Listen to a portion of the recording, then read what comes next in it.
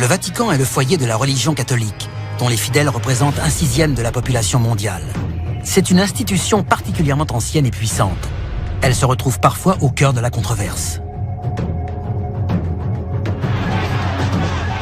Selon de récentes révélations, le Saint-Siège aurait participé à une vaste campagne visant à dissimuler l'existence des ovnis.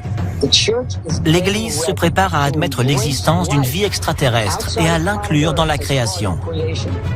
Si l'on en croit certains ufologues, le Vatican a depuis des siècles connaissance d'une forme de vie extraterrestre. Les conséquences d'une telle affirmation seraient tellement graves que des générations de papes et de cardinaux ont préféré tout nier en bloc. Et si ces allégations étaient vraies? Beaucoup de gens pensent que tout ne nous a pas été révélé. L'heure est venue d'exposer au grand jour les mystères qui se cachent derrière les murs de cette citadelle. Des membres de l'Église vont nous faire des aveux inattendus et fournir ce qu'ils considèrent comme la preuve d'une forme de vie extraterrestre. Aujourd'hui, nous allons vous dévoiler tous les secrets du Vatican. La machine est en marche. Des dossiers restés confidentiels pendant des décennies et décrivant des manifestations extraterrestres ont été rendus publics. Nous allons vous révéler le contenu de ces documents et découvrir ce que le gouvernement américain voulait cacher. C'est à suivre dans Alien Files, l'émission qui perce les plus grands secrets de la planète Terre. 2 avril 2005. Le pape Jean-Paul II s'éteint après 26 ans de pontificat. Beaucoup le décrivent comme l'une des figures les plus influentes du XXe siècle. Le 8 avril, à 6h03 du matin, quelques heures avant ses funérailles, un objet volant non identifié apparaît sur les caméras de surveillance de la basilique Saint-Pierre. Ce mystérieux appareil serait-il la preuve d'un lien entre le Vatican et les extraterrestres? Certains ufologues et historiens estiment cette hypothèse crédible et la font remonter au fondement même du catholicisme. Et si cet objet était venu d'un autre monde pour rendre un dernier hommage au pape? Un des secrets les mieux gardés de l'Église est leur croyance en une vie extraterrestre. En 1543, à Torun, en Pologne, Nicolas Copernic pose les bases de l'astronomie moderne en prouvant que la Terre tourne autour du Soleil et non l'inverse. 5 ans plus tard, à Naples, le philosophe Giordano Bruno va plus loin en affirmant que les planètes qui nous entourent sont elles aussi habitées.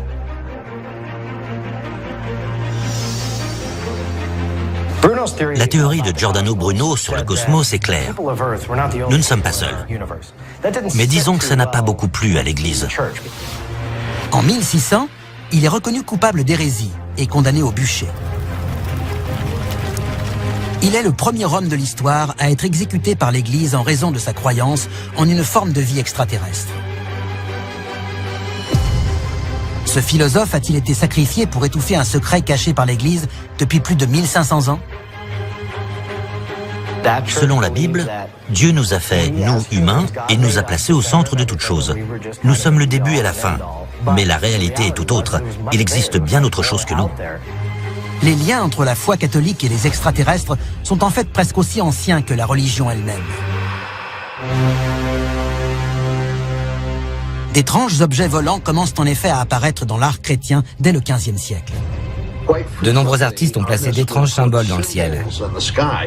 Et dans certains cas, ils ont tout d'une soucoupe volante.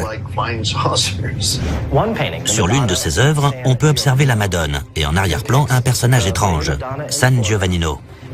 Ce personnage semble observer le ciel et plus particulièrement une sorte d'appareil peint juste au-dessus. Au Moyen-Âge et à la Renaissance, les peintres s'inspiraient de faits réels pour réaliser leurs œuvres. Les gens voyaient de vrais objets dans le ciel. Dans Miracle dans la neige, on peut voir Jésus et Marie dans les airs, flotter par-dessus ce qui semble être une flotte entière de soucoupes volantes ou d'ovnis. Dans le baptême du Christ, qui a été peint en 1710, on voit un objet ressemblant à un ovni qui envoie des rayons en direction de Jésus. La crucifixion dépeint quant à elle 2 appareils ressemblant étrangement à des ovnis. Les objets représentés dans ces œuvres sont-ils des témoignages de dévotion religieuse ou bien la preuve d'un lien entre l'Église et des engins spatiaux, voire des créatures d'un autre monde? Ces objets-là n'ont rien à voir avec l'iconographie catholique. Qu'est-ce qu'ils pouvaient représenter? On n'en sait rien. Ces disques, présents à travers toute l'histoire de l'art chrétien, correspondent exactement aux descriptions des ovnis observés de nos jours dans le ciel. Les peintres représentaient-ils des objets qu'ils avaient vus ou dont des témoins leur avaient parlé? Et malgré la présence d'ovnis tout au long de l'histoire, pourquoi l'Église a-t-elle toujours nié leur existence? Le Vatican nous cache-t-il vraiment la preuve d'une forme de vie extraterrestre? Venons-nous de découvrir son plus grand secret? Il est fort probable que quelques-unes des expériences religieuses dont nous débattons depuis des siècles soient en fait de nature extraterrestre.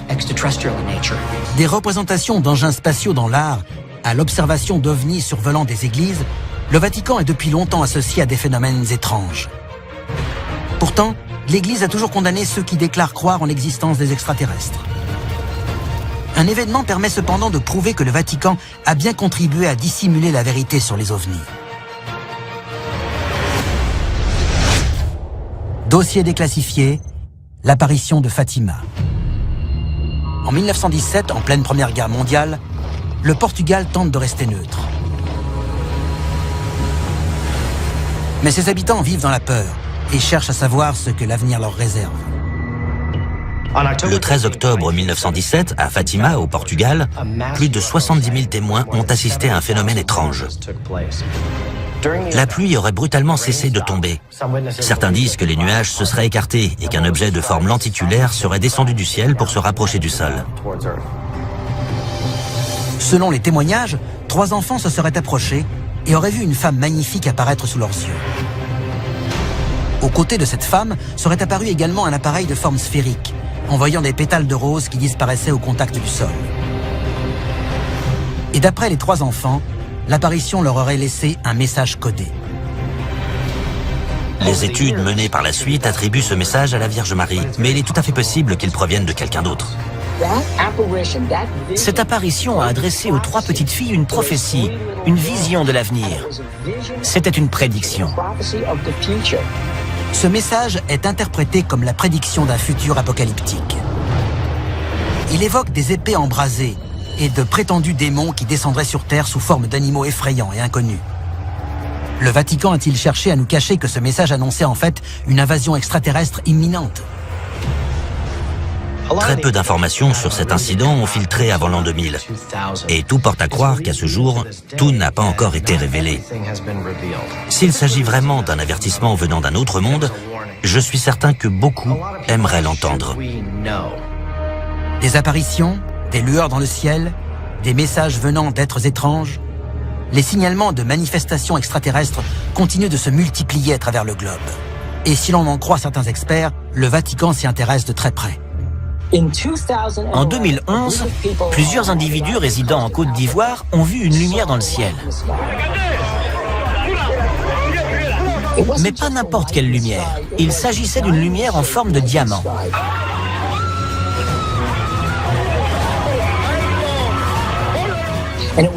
Cette lumière était si vive que pendant quelques instants, elle a pétrifié ceux qui l'observaient.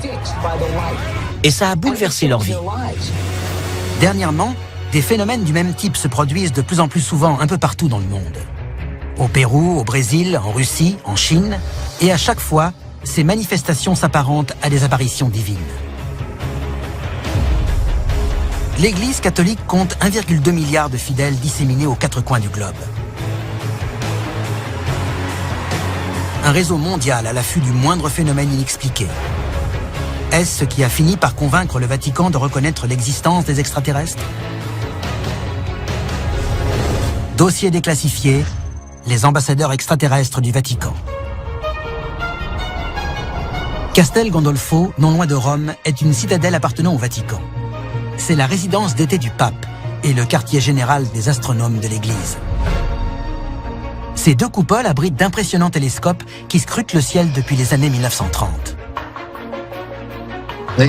Depuis déjà de nombreuses années, les astrophysiciens du Vatican s'intéressent à la question de la vie extraterrestre. José Funes, le directeur de l'observatoire de Castel Gandolfo, a confirmé l'existence probable d'une intelligence exoplanétaire. L'univers est si grand, si vaste. Il contient des centaines de milliards de galaxies. Chacune compte 100 millions d'étoiles. La plupart ont certainement des planètes en orbite. Il est donc possible que la vie ait pu évoluer ailleurs, comme elle l'a fait sur Terre. Existe-t-il des preuves tangibles d'un complot à l'intérieur du Vatican? Oui. Le Vatican lui-même déclare que si la vie extraterrestre existe, elle est le fruit de la création de Dieu. L'indice le plus probant remonte au mois de novembre 2009. L'Académie pontificale des sciences tient alors une conférence réunissant une trentaine de scientifiques et responsables religieux à Rome. Le sujet, la vie sur les autres planètes, ses possibilités et ses conséquences. En organisant ce sommet, le Vatican s'est trahi. Mais le fait le plus éloquent est sans doute ce qui a été découvert sous le Vatican. Tout au long de son histoire, le Vatican a nié vigoureusement l'existence des extraterrestres. Pourtant, quelques-uns de ses représentants ont récemment revu leur position. Comment expliquer un tel revirement? Que sait l'Église ou qu'a-t-elle découvert pour revenir sur une doctrine martelée depuis 2000 ans?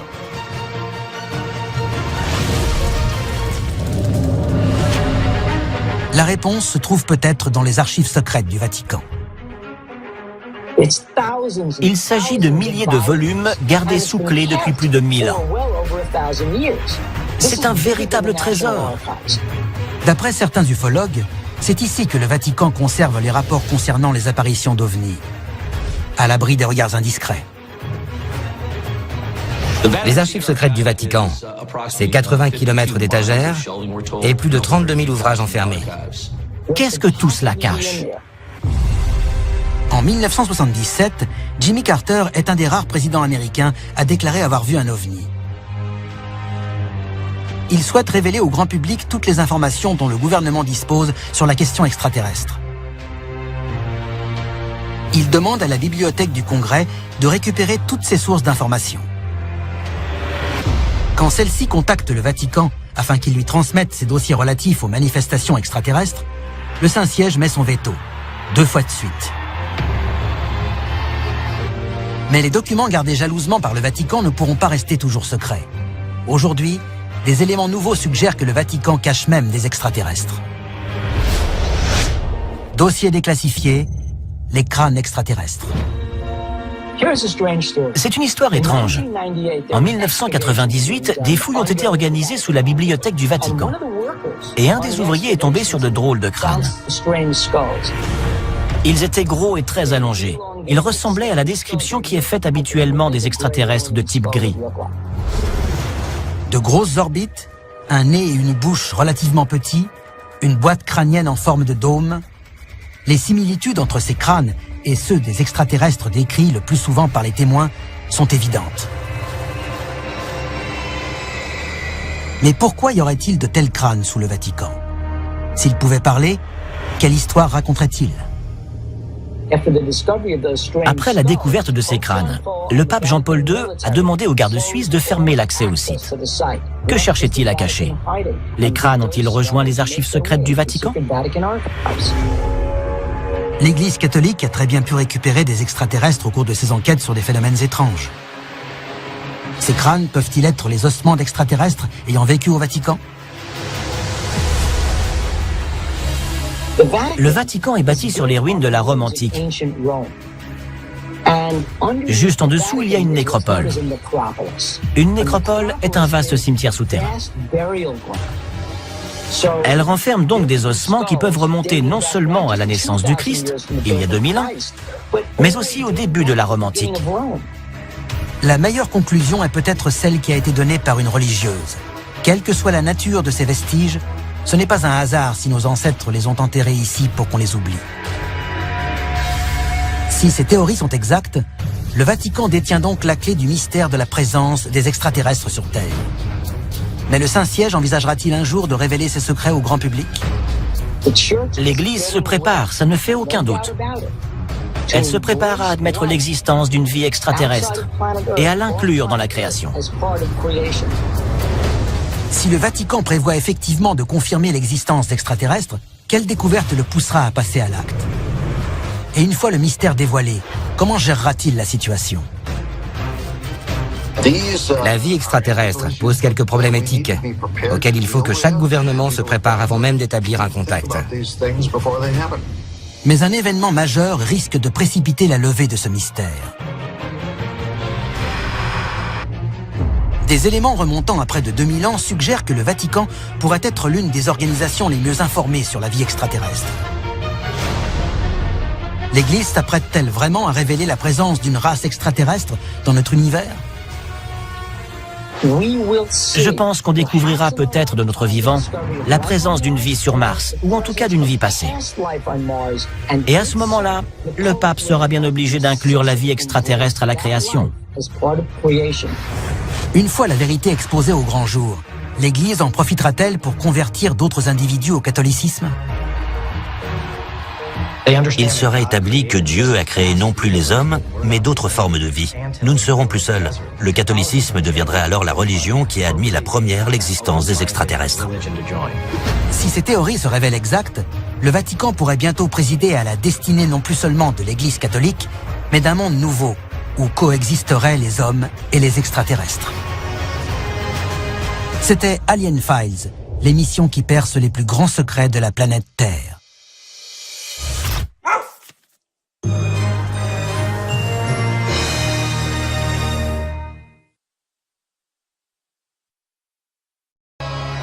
Le Vatican est le foyer de la religion catholique, dont les fidèles représentent 1/6 de la population mondiale. C'est une institution particulièrement ancienne et puissante. Elle se retrouve parfois au cœur de la controverse. Selon de récentes révélations, le Saint-Siège aurait participé à une vaste campagne visant à dissimuler l'existence des ovnis. L'Église se prépare à admettre l'existence d'une vie extraterrestre et à l'inclure dans la création. Si l'on en croit certains ufologues, le Vatican a depuis des siècles connaissance d'une forme de vie extraterrestre. Les conséquences d'une telle affirmation seraient tellement graves que des générations de papes et de cardinaux ont préféré tout nier en bloc. Et si ces allégations étaient vraies? Beaucoup de gens pensent que tout ne nous a pas été révélé. L'heure est venue d'exposer au grand jour les mystères qui se cachent derrière les murs de cette citadelle. Des membres de l'Église vont nous faire des aveux inattendus et fournir ce qu'ils considèrent comme la preuve d'une forme de vie extraterrestre. Aujourd'hui, nous allons vous dévoiler tous les secrets du Vatican. La machine est en marche. Des dossiers restés confidentiels pendant des décennies et décrivant des manifestations extraterrestres ont été rendus publics. Nous allons vous révéler le contenu de ces documents et découvrir ce que le gouvernement américain voulait cacher. C'est à suivre dans Alien Files, l'émission qui perce les plus grands secrets de la planète Terre. 2 avril 2005. Le pape Jean-Paul II s'éteint après 26 ans de pontificat. Beaucoup le décrivent comme l'une des figures les plus influentes du XXe siècle. Le 8 avril, à 6h03 du matin, quelques heures avant ses funérailles, un objet volant non identifié apparaît sur les caméras de surveillance de la basilique Saint-Pierre. Ce mystérieux appareil serait-il la preuve d'un lien entre le Vatican et les extraterrestres? Certains ufologues et historiens estiment cette hypothèse crédible et la font remonter au fondement même du catholicisme. Et si cet objet était venu d'un autre monde pour rendre un dernier hommage au pape? Un des secrets les mieux gardés de l'Église est leur croyance en une vie extraterrestre. En 1543, à Torun, en Pologne, Nicolas Copernic pose les bases de l'astronomie moderne en prouvant que la Terre tourne autour du Soleil et non l'inverse. 5 ans plus tard, à Naples, le philosophe Giordano Bruno va plus loin en affirmant que les planètes qui nous entourent sont elles aussi habitées.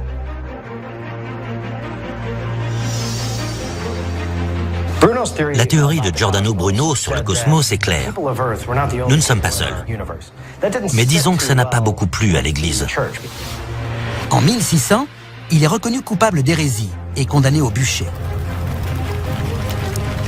Il est le premier homme de l'histoire à être exécuté par l'Église en raison de sa croyance en une forme de vie extraterrestre. Ce philosophe a-t-il été sacrifié pour étouffer un secret caché par l'Église depuis plus de 1500 ans? Selon la Bible, Dieu nous a fait, nous humains, et nous a placés au centre de toute chose. Nous sommes le début et la fin. Mais la réalité est tout autre. Il existe bien autre chose que nous. Les liens entre la foi catholique et les extraterrestres sont en fait presque aussi anciens que la religion elle-même. D'étranges objets volants commencent en effet à apparaître dans l'art chrétien dès le XVe siècle. De nombreux artistes ont placé d'étranges symboles dans le ciel. Et dans certains cas, ils ont tout d'une soucoupe volante. Sur l'une de ses œuvres, on peut observer la Madone, et en arrière-plan, un personnage étrange, San Giovannino. Ce personnage semble observer le ciel, et plus particulièrement une sorte d'appareil peint juste au-dessus. Au Moyen-Âge et à la Renaissance, les peintres s'inspiraient de faits réels pour réaliser leurs œuvres. Les gens voyaient de vrais objets dans le ciel. Dans Miracle dans la neige, on peut voir Jésus et Marie dans les airs, flotter par-dessus ce qui semble être une flotte entière de soucoupes volantes ou d'ovnis. Dans le baptême du Christ, qui a été peint en 1710, on voit un objet ressemblant à un ovni qui envoie des rayons en direction de Jésus. La crucifixion dépeint quant à elle deux appareils ressemblant étrangement à des ovnis. Les objets